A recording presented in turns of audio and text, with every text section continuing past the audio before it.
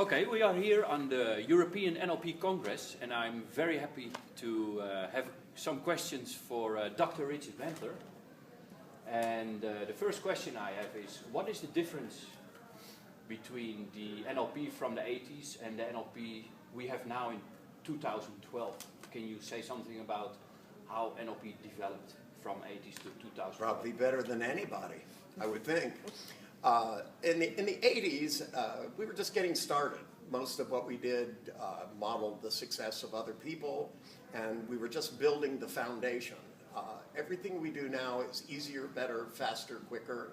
That since we introduced the model, or really since I introduced the model of submodalities, there are just many things we could do. We focused more on modeling success and less on remedial change than we used to.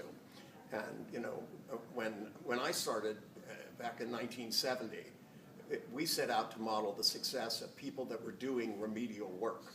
That is, getting people over problems, instead of modeling the success of the best athletes, the best business people, the best spellers, painters, artists.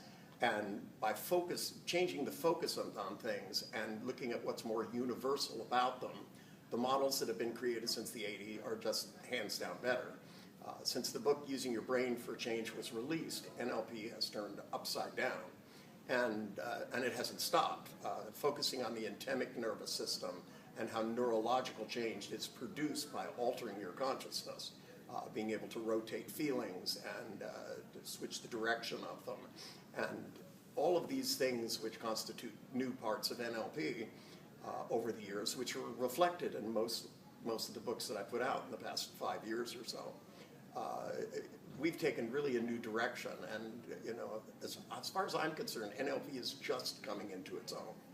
And so people who stopped learning things in the 80s are, as I like to say, there are people stuck at various levels of my development.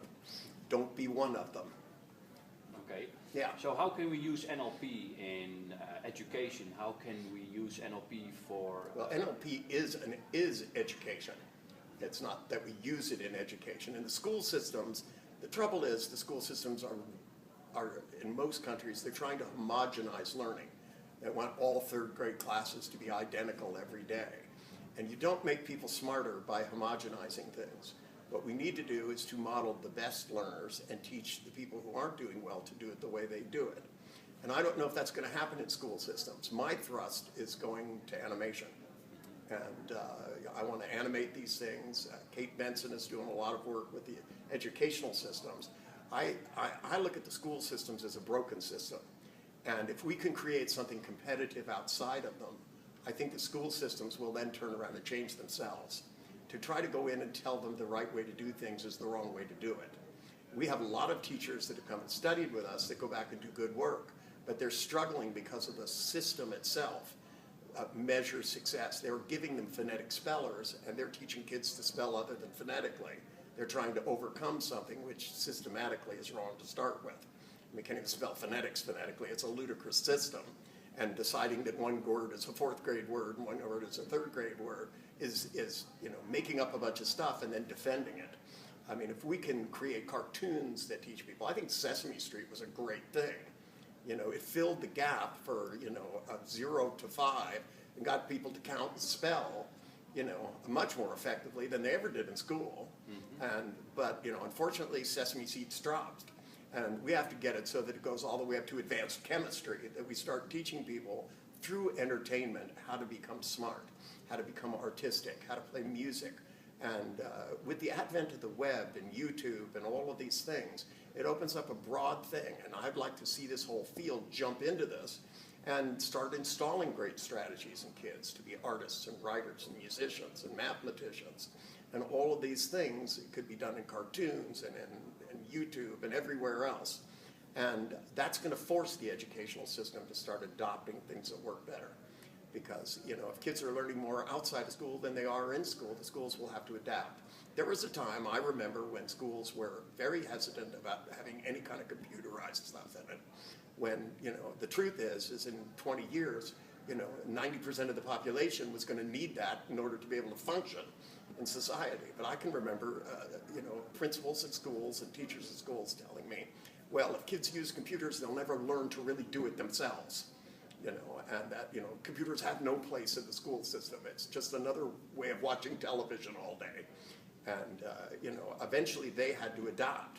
And most of the colleges that taught things about computers were private industry things, Conby College and computer school. And eventually the colleges had to put that stuff in and teach people how computers worked and how to use software and how to adopt software.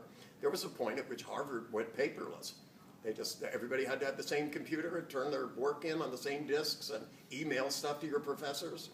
And, you know, leading universities should be doing things, and schools should be looking at what leading universities are doing and preparing people to live that way so that they can live in the world of the future, not the world of the past. Okay. So the trend state where many people are going into, and in our trainings all the time for learning things, what is the difference between that trend state and a trend state stage hypnotist used to make people do silly things? Well, stage hypnotists are in the entertainment business. They're taking a large number of people and finding the ones that are the most obedient, giving people that 5 minutes of fame so that they can overcome their inhibitions and do something silly on stage. But that's what a stage hypnotist does. He's there to entertain people. He's not there to make them smarter. He's not there to teach people how to live better and how to be wiser and how to be better to their families. And when you say the trance state, there are myriads of altered states that are used. State-conditioned learning, the way in which you multiply and the way in which you do public speaking, all of these are different altered states. You know, doing art, there are thousands of altered states. And now that we can measure these through brain scans and mind mirrors and all these wonderful devices that allow us to look into the brain and find out what's happening, have given us knowledge that these states are measurable and repeatable and learnable. And my work is about teaching people to go into the right state and use the right strategy to accomplish tasks. That, you know, when I do a demonstration, I may do things like a stage hypnotist does, but I do it different. I'm putting people into trance states so that they become a better person. So I can take a musician and I can teach him perfect pitch. He already knows all the notes, he just doesn't know how to tell them apart, because he doesn't have a machine in his head that will clarify that. And by putting new machines in people's heads, because that's what we do, we build representations in our heads that allow us to do things. We make people so that they function better. And, you know, the job of a mentalist or a hypnotist is to make themselves famous by entertaining people. And my job is to get people to do the best that they can in life and to function that. You know, I'm an educator, you know, they're an entertainer. Okay. Okay, the last question I have is, what is the biggest transformation a human being can make? That's easy. Birth. Birth. Birth. Okay, and after birth? They weren't, and now they are. I can't think of anything bigger than that. Okay. Second one, death. That's pretty much ends everything. Yeah. You know, problems start, problems are over. You know, everything in between. I don't think that there is a biggest transformation. It's a question of how you transform yourself. Because constantly you're deciding how to live, what to do, who to be with, and although it may not always feel that way, you're constantly making choices about what you're going to do, what you're going to repeat. And every time you have the same bad feeling, it may not feel like you're deciding, but you are. And I think the biggest transformation in the people I work with is when they discover that they can change these things, that it's not really out of their control. The first time they do something they never thought they could do. When I do the phobia day in front of 700 people, and somebody who can't even think about a spider is holding one in their hand 20 minutes later, that it's not important that they hold a spider. What's important is they now know everything they thought they couldn't do, they can. And as long as they keep going and trying things that they thought were impossible and thinking about it differently, change the way you think, changes the way you feel, it changes what you can do. It's a pretty simple formula in the end. Okay. Remember it. Okay, thank you very much. You bet. And thank you for watching.